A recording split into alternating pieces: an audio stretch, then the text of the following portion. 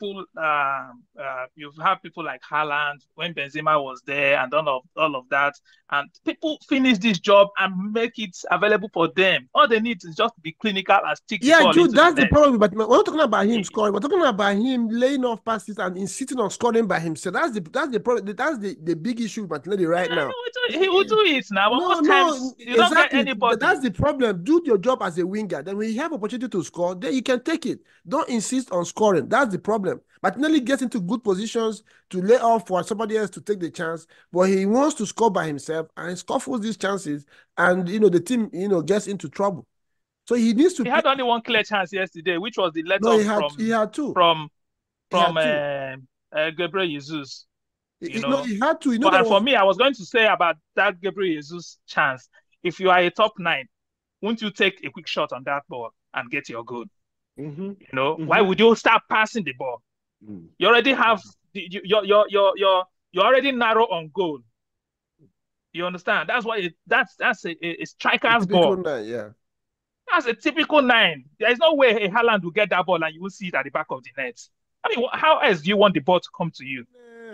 You know, The battle of the mid season yesterday took place at Anfield. Arsenal traveled to Anfield to lock horns with Liverpool. Many said that was going to be the biggest test to know if Arsenal we are ready to challenge for the title this season. And that game has come and gone. The result we know.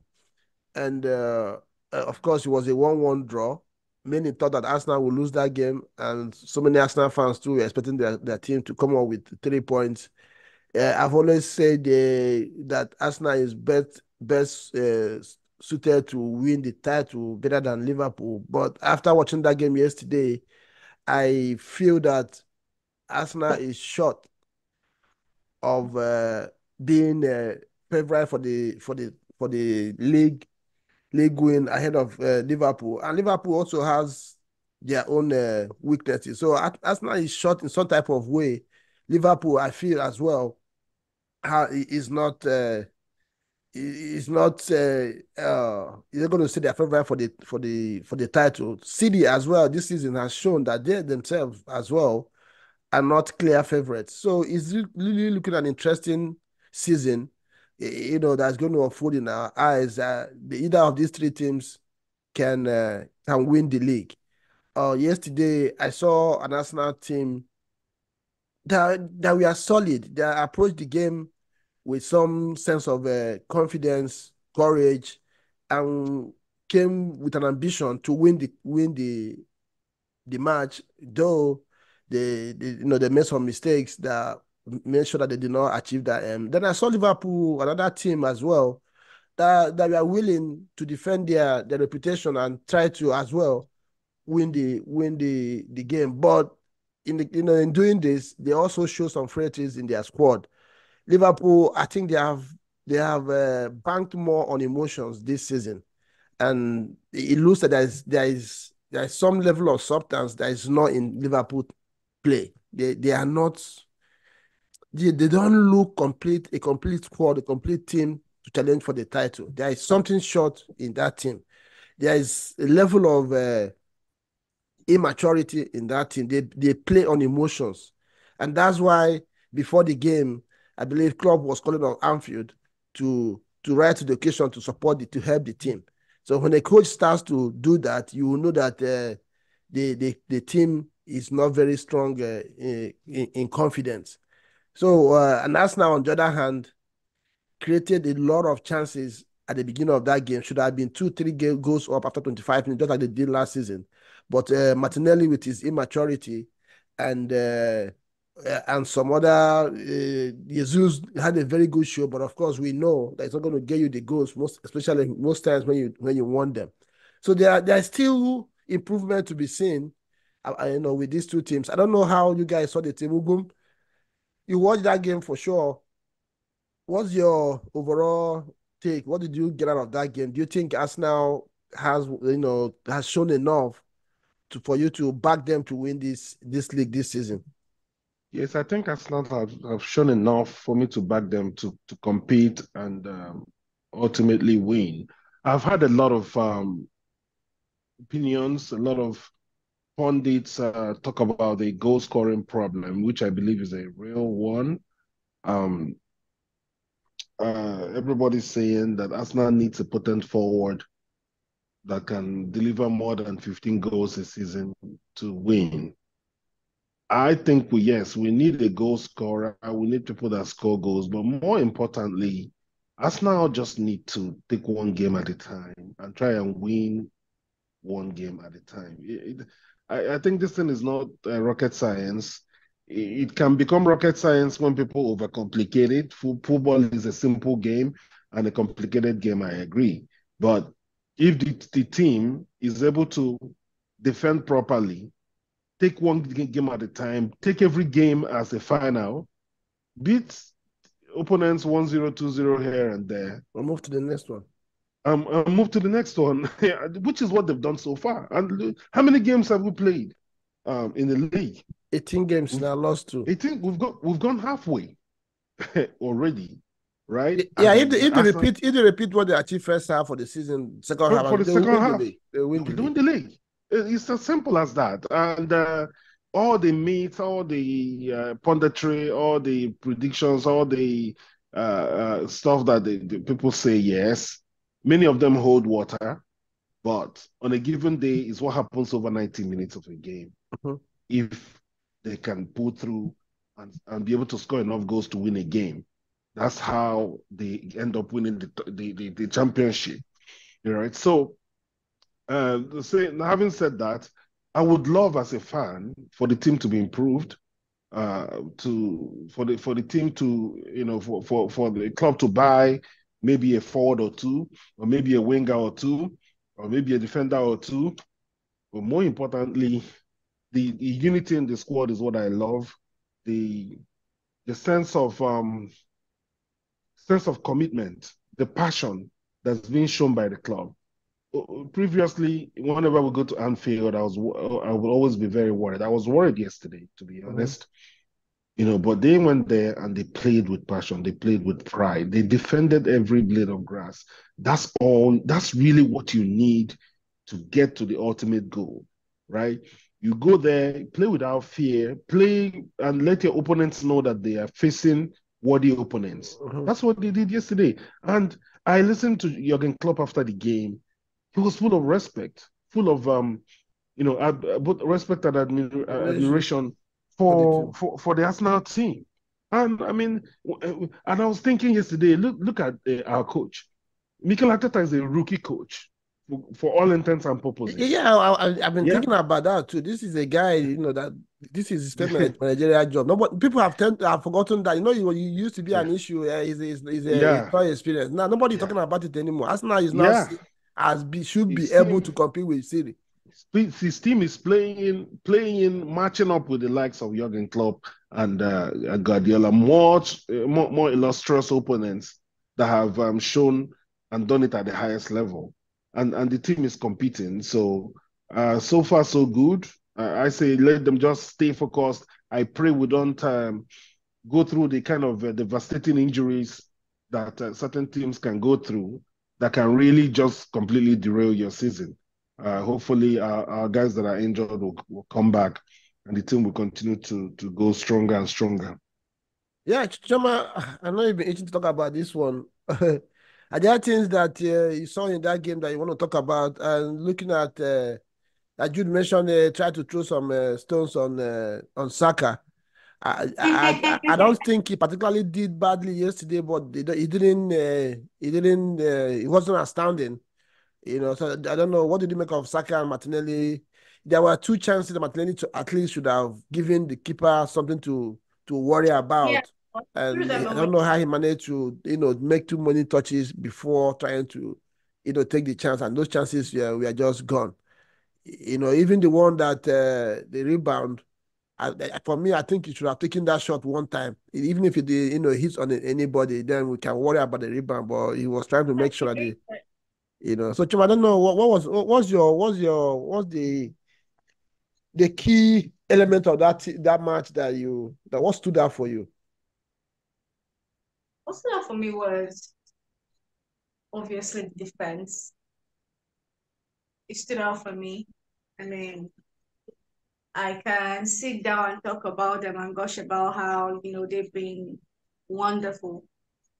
And I wasn't worried about what was happening to Saka. I think we could all see it. And during that game, the ball kept going at him because we really depended on his wing to bring forth whatever we're going to take home. So, and Liverpool knew this. So now they send him Alex, that one that just finished his degree in defending. Virgil van Dijk was busy doing other assignments. So he had Alex, and then he had another person. As usual, they don't. Yes. Soboslai was always helping out both defenders. Oh my days! Like, in fact, I'm not sure I've seen Soboslai do defensive work. Yeah. He was. I think he should get like a 7.8 or something, for that Arsenal game, because he was at a time he was falling over himself. Sometimes he would run and go and fall down somewhere, because he did too much work. Why? Because they realized what that wing could offer. So I didn't really bother about what's happening to Saka that wing. Yeah, because I knew the main purpose of that game was just for us to make sure that the back line did the job. And all did they do the job. It got to a point, I just started speaking to myself. I was like, you know what? Arteta is a pattern breaker. Me, I was spiritual. I said, this guy has broken patterns. Anything they say he cannot do, he will break it and scatter it in two. And earlier, I knew this game was going to be a draw. I was so convinced. Yeah, that was my expectation as well. Because you're calling on Anfield, and we know the power of the 12th man. Like, when they come at you, as in, it got to a point, I felt like if I were in Anfield, that place would be vibrating. They would boo people. They would boo us when we were moving the ball along. They booed everybody. But when they carried the ball, you just hear this roar that I'm watching the game, it was getting at me. So what stood out for me was the defense. It was beautiful. It was Declan Rice. We can't say this too much. That guy, I was asking someone, can you imagine if City had bought Declan Rice? It was just, you have been another 5 years of dominance. We'll just be begging. We'll just be begging them, please. Please, let us breathe. And then, but Zinchenko.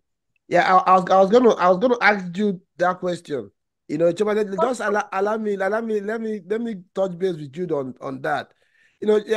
I looked at that situation critically, and I know it's easy to blame Zini on that incident, but like Chioma was saying earlier, when the ball goes to Saka, they double team him.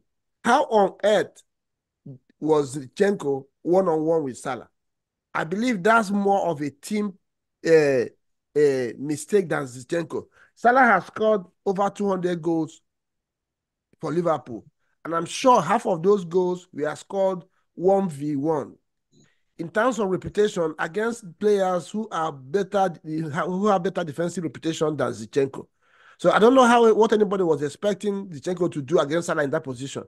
He tried to show Salah the other way, but Salah, being an expert, this is what he has done week in, week out against even better defenders, managed to come to Zinchenko's weak side.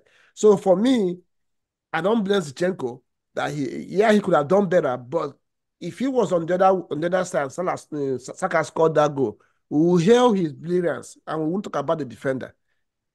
So Jude, I don't know, where are you on this? Are you outright, on Zinchenko, or do you think Salah just did what he normally does?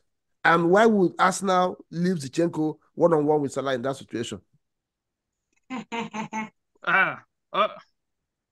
Okay, so I'm gonna say so many bad things, Yeah, go ahead. Yeah, go ahead. I'll say so many bad things about that game, and it was a game I watched. I managed to watch that game even though I was at work. I was sneaking in and seeing that game. Yeah, Zinchenko and Salah. People who are players who are talented on that right side. who are left-footed, they always make that move. And one flick of their foot on that, but when they get you on that counter, first of all, you need to know that wasn't against the run of play or a counter attack. That was a cross that took. Was a diagonal. Yeah, so the diagonal cross, that came, and now left Salah and Zinchenko. Yeah, and if Zinchenko was very experienced, he would have driven Salah coming back into the middle of the field, not to drive him out. You understand? So he couldn't do that. One move on the ball took him away, and he was also afraid of fouling him. So, and boom. Yeah, but don't you think? Before let's deal with what you just said. Don't you think that? I know that it's Kai Havertz that is playing on that side of the midfield. If it was Xhaka, probably Xhaka would have been closer to that action than Kai was. So don't you think the team would have been set up knowing Salah's strength, that those situations are going to arise? What do we do when it comes? Somebody should have closed a much more experienced defender would have been very close to Salah before that ball lands. You wouldn't have given Salah that comfort to trap that ball and make a move on him. No, I mean double teaming. I mean other players recognizing that situation, because this is something that they should have worked on before. Just like the way they do Saka. That once he gets the ball, somebody is running from somewhere just to go and double on him. So why wasn't somebody doubling with Zini to stop Salah? Because they know the threat that he has. That's my worry. That was Salah is very quick. Yes, Salah is very quick. So that's something that could have worked, but unfortunately it didn't happen. So what we're talking about was the situation we saw. Mm-hmm. You get the point. Yeah. So and now, if I may, you want to touch something before he continues? This Salah, how would please correct me if I'm wrong?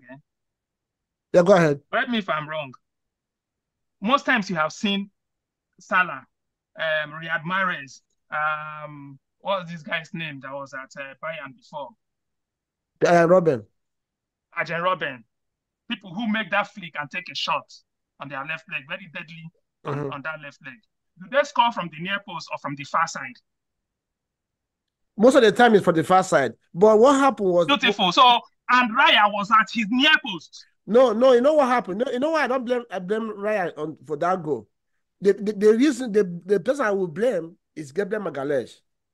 Because if Magalhaes had come out, if he had run towards Salah, Salah would go second post. But he stood where he was and tried to make himself big. If you watch the way the Magalhaes stood, he was here. So Salah used him to deceive the keeper. If he had come at Salah, if he had come to double on Salah with what's his name? With Zini, Salah would have gone second post. But because the Magalhaes stood where he was standing was in front of if you go and watch that goal very well, he was standing in front of David Raya. So like I said, for me, I think it was a team mistake and not Zinchenko's mistake. Somebody should have come faster to help Zinchenko out, because Salah has scored goals in those situations, many goals against better defenders than Zinchenko. May I add something? Okay. Yeah, I tend to agree with Jude in two things. Number one, being that Raya shouldn't have considered that goal. That ball went right above his head. Right above his head. The talk of Gabriel Magalhaes, I don't buy that at all. But having said that, distance. Having said that, that shot, if you were to measure the speed of it and the ferocity of it, would beat 9 goalkeepers out of 10. That's what I'm saying. The distance between him and the keeper. But also having said that, this is what distinguishes the best keepers from the rest, right? I think that somebody like Ramsdale, with his reflexes and boldness. Now, I'm not going to get into that debate. For me, I'm okay with either goalkeeper. and I love Raya. Actually, I like Raya's even that yesterday. It was calm And in control. I love his way of playing. I think he blends with the team a tad bit better than Ramsdale. But I think that when you're talking about Daredevil's goalkeeping, right? That can make somebody bring out something that you would not believe is possible. I don't like Raya. I don't like Raya. There are two people who are going to cost. There are two people in that Arsenal squad that are going to cost Arsenal this league. You see Raya and Gabriel Jesus. Those two guys will cost Arsenal this championship. So Jude, before you continue, I know you have a lot to say. Like you say, you're going to say a lot of bad things. So I'm looking forward to hearing everything. Right. So, but yeah, that particular goal, two people that I blame. Normally, I wouldn't blame, and I still don't really blame them. But if we were to dissect, I will bring Gabriel Martinelli into the conversation. That stuff we're talking about, Kai Havertz and the rest of them, the person that should double team and support Zinchenko on that wing is nobody other than Gabriel Martinelli. Because if we're talking about speed, he has the speed to go back and forth on that flank. He has. He has the. No, but before you blame Martinelli, you will finish. But don't forget that pass was played by Arnold, and if it was played by Arnold is a player that's supposed to be in the same area with Martinelli. Is he going to fly? No, fly with the ball. I don't agree with that. The person that's supposed to be in that area where Arnold was Kai Havertz. Kai Havertz was our number 8. That pass was played from almost midfield. Yeah. You're right. Yeah. So the person that was supposed to get back there and support Zini, especially after we've seen that pass go, he should have been running fast to go and support Zini on that ball. Right? He didn't do that. And I thought yesterday, normally Gabriel Jesus frustrates me. But the new person that now frustrates the heck out of me at the highest level now is Gabriel Martinelli. Yeah? He touches the ball a million times before passing it. He puts his head on the floor and doesn't raise his head. So, Jude, before you start talking about Jesus, I think the person that you're about to talk about now shouldn't be Jesus. It should be that Martinelli. He's starting to. I think Arteta needs to let him know that the team comes first before personal records. I don't know what he's trying to achieve. Yeah, the goals that he scored last season, I think have gotten into his head, and he wants to improve on it, and he's now doing the most. You know, I think Martinelli needs to be told. If I were Arteta right now, I'll drop him for the next 2 games and play. Yes, he needs to be dropped. He needs to be dropped. I don't know what he's doing. You can't drop him. So the problem, let me just say this.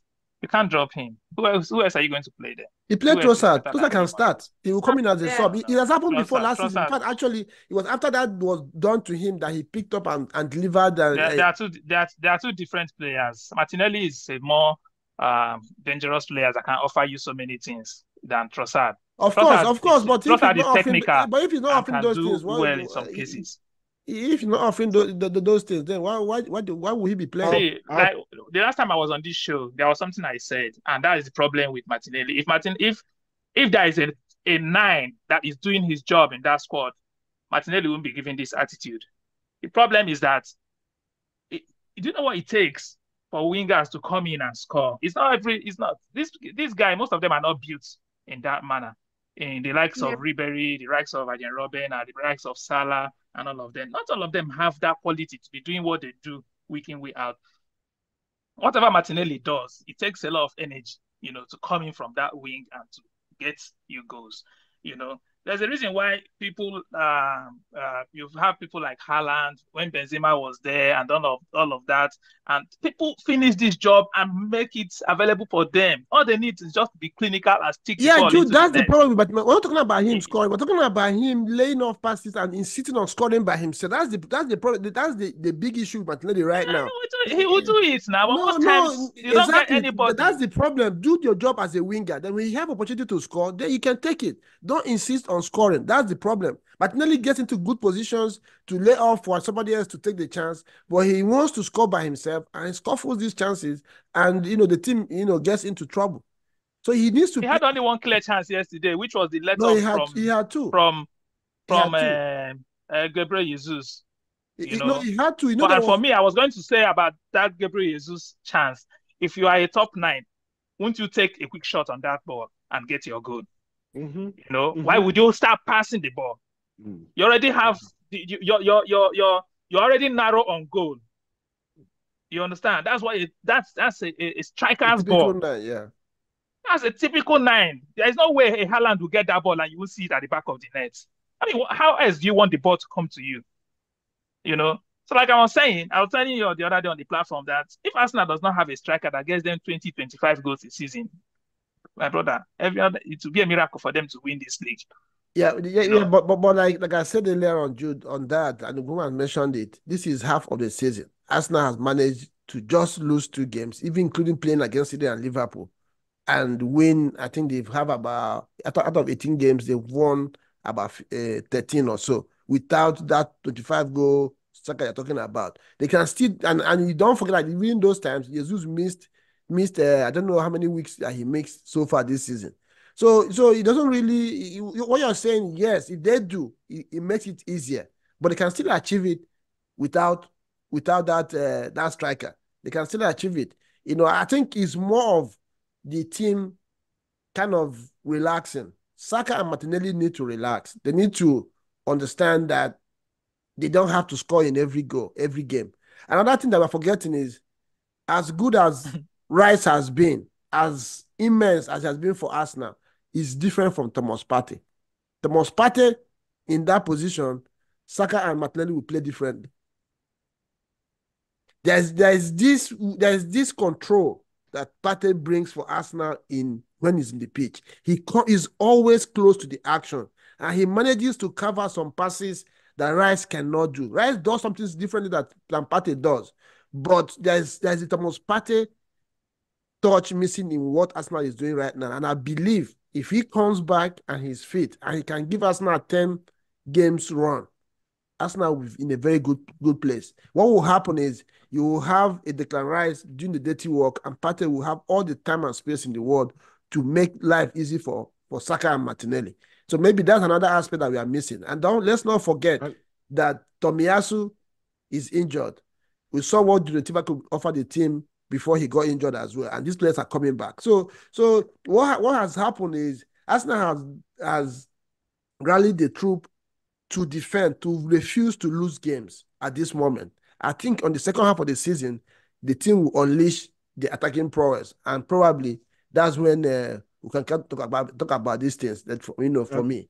And one reason I'm also waiting on Partey to come back is Declan Rice has goals in him. He's itching to score goals, right? If Declan Rice stays near the 18-yard box of the opponent, he's going to get 5 goals minimum between now and the end of the season.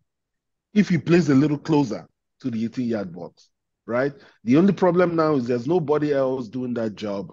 So he has to stay and protect the defense all the time. Am I worried now someone? Partey will come back now, play 2 games, and leave for AFCON. And go there and get injured and come back again. And, I don't know. I don't even know what contract Arsenal signed with that guy. Yeah, he's becoming annoying. All season he have not played for the club. Then now it's 2 weeks to AFCON. You're fit. You play 2 or 3 games, then off you go. 2 weeks after that, you come back, you carry one injury for another 2 weeks, and the season is almost gone. So I think he need, if I were at the party, I think he needs to give some loyalty to Arsenal at this point and just tell his country that he's not coming this time and manage his load. Yeah, people do it. Yeah, because he's he was the one that qualified them for World Cup for that last time. No, hold on, because if I'm Partey, I'll even be ashamed now showing up in that Arsenal dressing room. Yes, I'm gonna feel ashamed of myself because he's just getting paid for nothing. Partey, 18 games has gone. Partey has not played 5 games for Arsenal in the league.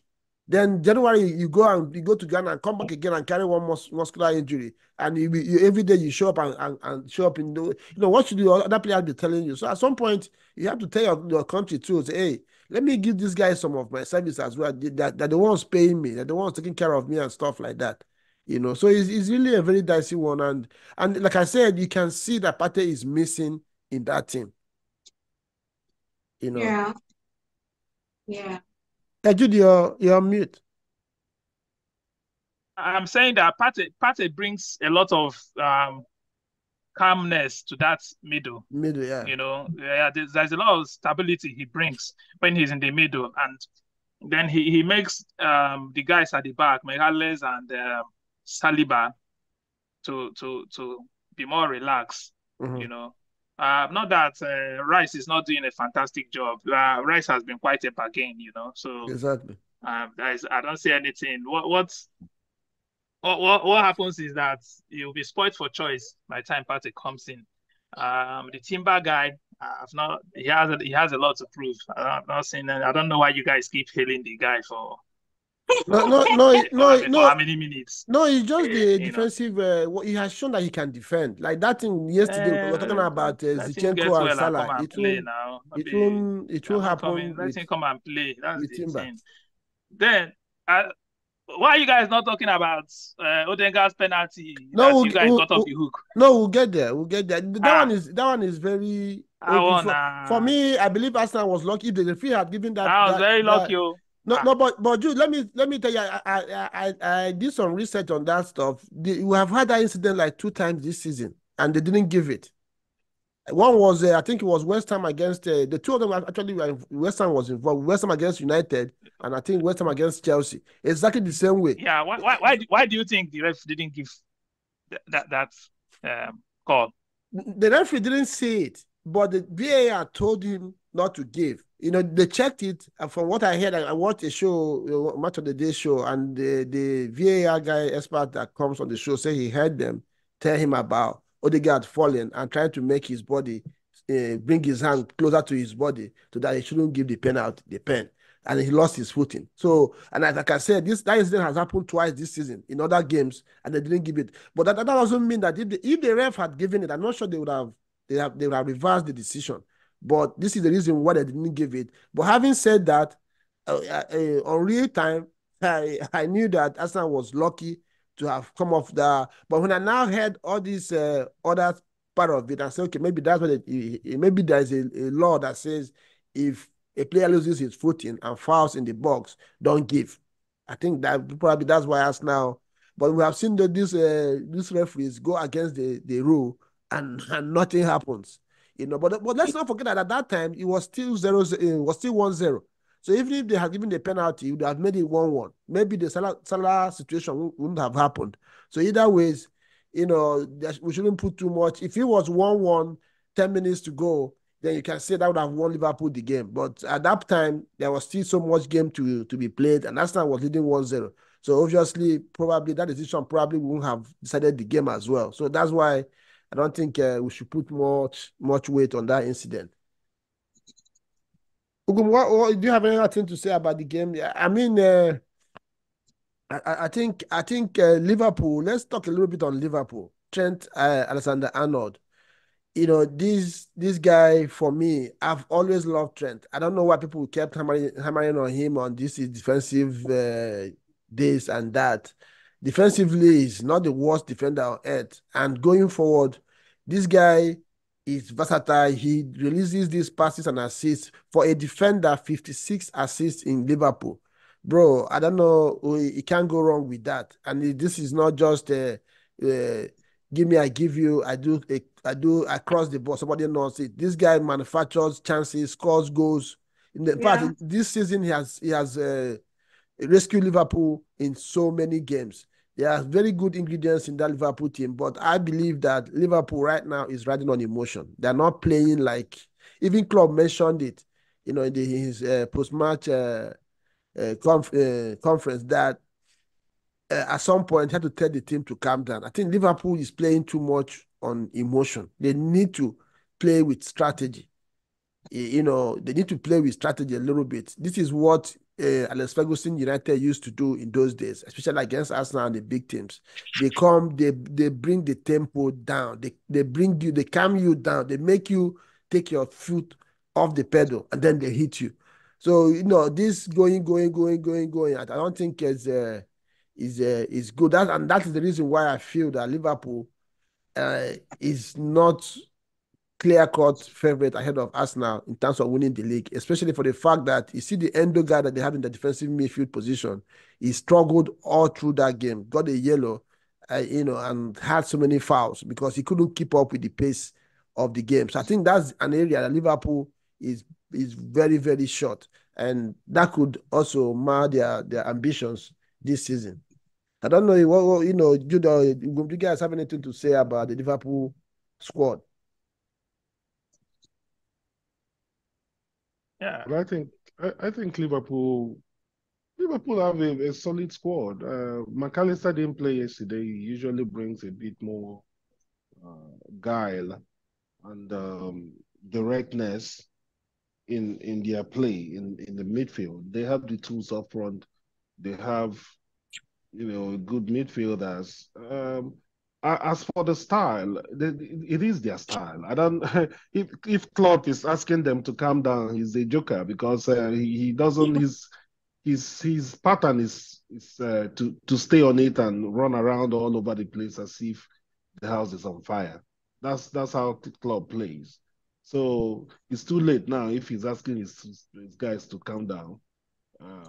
Yeah, but like you mentioned there, but the problem with Liverpool again that identified, if you have checked their stats, with all the tools that they have up front, they are relying heavily on Salah to get things done. How do you reconcile that? If Salah goes up for AFCON, just like I mentioned about Partey, what do you think will happen to Liverpool? Because Nunes, as far as I'm concerned, Nunes was told when he came to Liverpool that once you hit the post, the crossbar or the wooden this thing that you have scored. So he tends to aim more on the crossbar than actually getting the ball inside the net. And no other person is stepping up to score the goal. Gakpo does all the job, but he doesn't get you goals. So this is where I'm looking at, up front, getting the goals. They are relying heavily on Salah. Salah is the highest goal scorer and he had the highest assist. With all the good stuff you can say about McAllister, Szoboszlai, Diaz, they still rely heavily on Salah. Yesterday it was still the same Salah that bailed them out. So I don't know what happens when he goes for the African Nations Cup, So Judah, I don't know if you want to touch base on that. Yeah. Liverpool has a very good squad. There's no doubt about that. I don't really know what you mean by they're being emotional. I don't seem to get that part of your analysis. Yeah, the reason why I said that, what I mean is, look at against United. Before the game, the build up to the game, everybody believed and knew that Liverpool should run over United. So you go into the game, you believe, you take that into the game, and you're in a hurry to execute the plans or your actions, and you make mistakes and you don't take your chances. That's what I mean by being emotional. As against telling yourself, this is a match. I don't care if United is in a bad place or not. We'll just go there and do our thing the way we're supposed to do it. So when you give yourself that emotional imbalance of between being strategic and thinking that you're supposed to do this, it makes you do it more in a hurry. What we're saying about Martinelli is having these issues because in his mind, he feels he should score more goals than he did last season. And that's making him now execute actions differently and is affecting the outcome of those actions. So that's what I mean by that. So Liverpool are playing their games based on expectations, not what they should be doing on the pitch. How can you go against United and you don't score one goal, 32 shots on the goal? So that's what I mean by being emotional on their approach, because they are playing on expectation, on what they think should be the outcome, as against actually looking at what is in front of them and executing actions.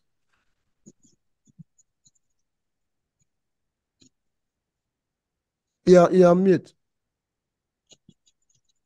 Yesterday, Liverpool also failed to be clinical. You recall there was practically the same scenario. They had yesterday with that Chelsea scenario, and Arnold shots aimed for the crossbar. But Arnold only had the right to. In fact, you should compare he had more rights Sterling to Salah than Arnold. Sterling was in the position of Raheem. Salah was in the position of Raheem Sterling, but he chose to lay the ball off for Arnold. That's what Salah did is what Raheem Sterling was supposed to do. So the person who should so what I'm saying is that it was practically the same scenario. They were pouring in on the Arsenal side. And I pity the Declan Rice, you know. He was using back to run. I said, hey, this guy. You know, but you know, it was very lucky for them to miss that stuff. Another thing too I was telling you is that same night yesterday, Raya and some of his poor choices, you know, you saw there was a clearance he made, or he had to shoot at the ball and gave it away to Liverpool, and the ball came back. So just because he deflated, and if that ball had come direct, all the goalkeepers that I know that play from back, they make this. Alisson, I've seen countable times. He can't count how many times he has put Liverpool in difficult situations from playing out from the back. Some they considered goals, some he escapes. Ederson in Man City does it all the time. But the thing is that he has defenders that are allowed to, to cover up when it happens. So let's know. I'm not saying that I prefer. Yeah, but do you realize that Raya keeps making this mistake practically in every match? Yesterday he was very stable. Maybe Alisson does it almost every match too. Because you know why? Because what happens is that they are encouraged to take those risks. Because when they execute it perfectly, it always catches the opponent in a bad situation. So that's why those mistakes will happen. Because in a game, you have 10 times you're supposed to take that risk. And out of 10, maybe you get one wrong. The problem is that once you get that one wrong, that's what we will see, because it puts your team in a bad situation. So I'm not going to use that against him. That's how we decided to play. Like I said, I always joke that I think this is a setup that Pep came up with to make sure that other teams don't win the league, because he knows that this playing out on the back, it will always make teams are always going to put themselves in difficult situations, and which we see all the time. It happened to Chelsea today as well. So once your plan is to do that, you're always going to have that problem. So the only thing is that you need to have defenders and players who will be alert to step up once those situations arise. So Jude, I know he look. I know in this. No worries. I think I will leave it at that. But I know in this show, I've never really seen anybody, ask you questions, and I want to ask you one question. Okay. Yeah. Yeah.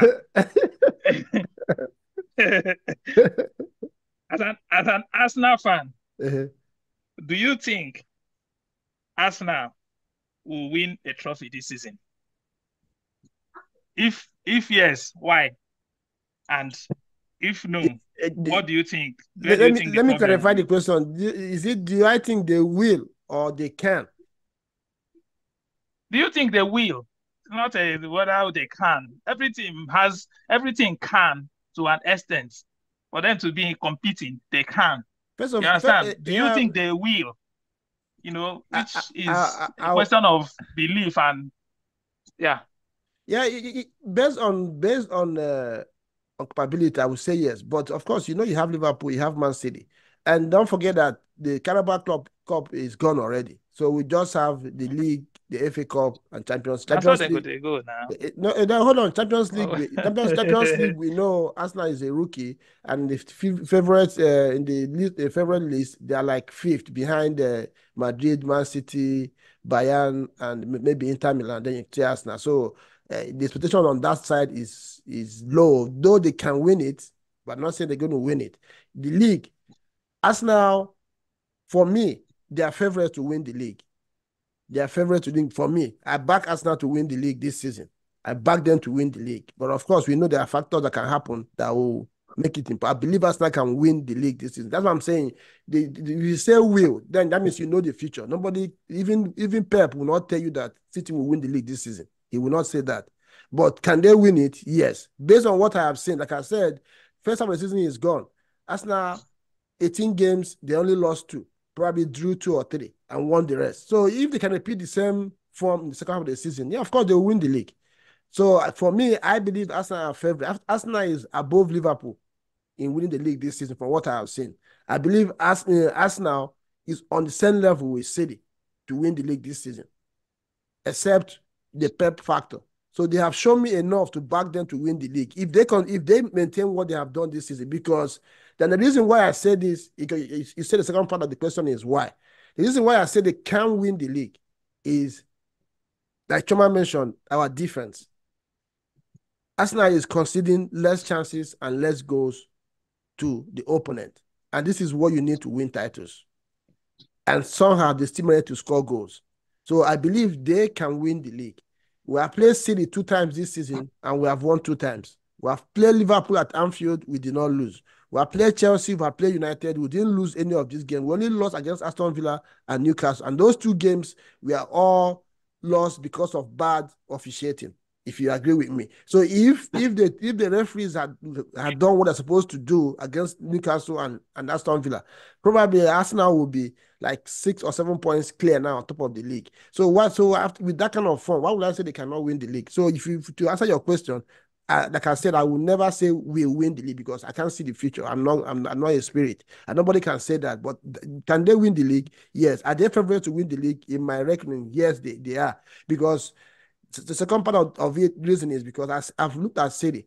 I don't want to believe all this. That's how they start the season. Second part of the season, they only come and win 13 games. City don't have that makeup this season in their squad to do that, to repeat that. I don't think that Doku is anywhere close to what Ryan Mahrez will give you. I don't think that Kovacic can give you what Gundogan does. I don't think, what's his name? Foden. I don't think Kevin De Bruyne, he's coming back. I don't think he's going to be fit for the rest of the season. He's going to still have those normal, you come back, you go again for 2-3 weeks. So having said that, and defensively, see they're conceding goals this season. They can't hold a lead. For City, it's unheard of for a Pep Guardiola team to win 1 game in 6 and drop points from winning positions in 4 of the 5 straight games. That is not coincidence. That is not a first half of the season performance. Second half, they will improve on it. So there is work to be done by City to win the league this season. So to answer your question, Arsenal can win the league, and for me, they are favourites to win the league this season, considering what they have done this first half of the season. Chioma, any question? No. Any question for me today? Today is my day. No, it's good. It's good. Make we query you sometimes, so make it not like say, you know. Yeah. Who did that one time? Okay, I think it's Funsho that always does. Funsho always asks me questions. Okay. Yeah, thank you guys. I'm sure you have enjoyed this show. Don't forget to subscribe if you have not done so, and hit the like button. This content as well to your content. Continue to encourage us and this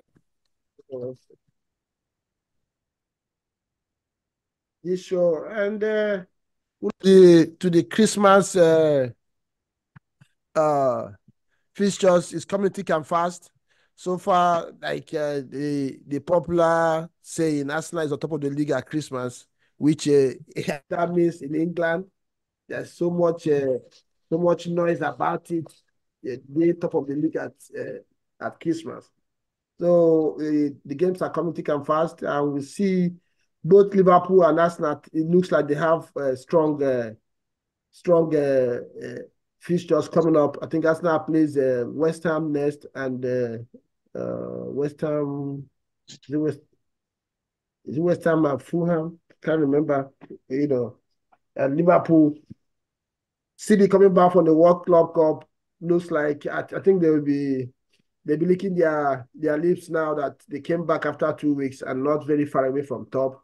But considering what they did before they left, I don't think it's anything to worry about. So the next 2-3 weeks, round of fixtures, I think we're going to have a clearer view of how the season might end, and we'll look forward to that. Guys, I don't know if you guys have anything to say as we round up.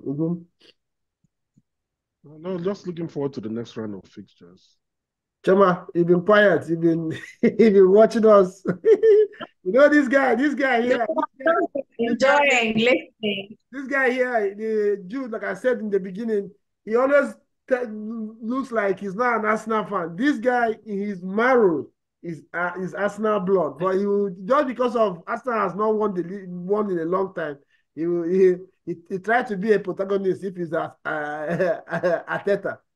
Jude, what do you have to say for us to round up? You're mute. You're mute. Ala Madrid. Yeah, no. That's fake. That's fake. I know you better. I know you better. I know you're an Arsenal fan. Forget it. I always wish them well. I always want them to win. I always, it's a squad. It's a team that has a very good, and fantastic footballing culture. You understand? So, and for teams who stick with their culture, they need to be doing something right. They need to be up there all the time. Look at the top clubs. Okay, so sorry to cut you short. So tell me about Arteta. I know in the beginning, I think we used to conversation that he didn't really want Arteta to be the coach. He did support his appointment. What have you made about his appointment and what he has done so far? Do you think they should stick with him, whether he wins this season or not? Yeah, well, I mean, I appreciate what he has done so far. He has been able to show a very considerable level of depth in management, and then keeping the team stable. There's discipline in the squad, and that is everything any manager would desire. The boys are willing to play for him, and whatever he's saying is being translated on the field. And good football is played, and the results are coming in. He didn't win the league last season by the whiskers, and everybody can understand that he's building something, and it's visible that he's building something. So if they don't win anything, any major trophy this season, questions will be asked. Yes, questions will be asked. That it's at that point that people will not start asking questions. So for me, for now, I give him his flowers. He has done a great job. Yeah.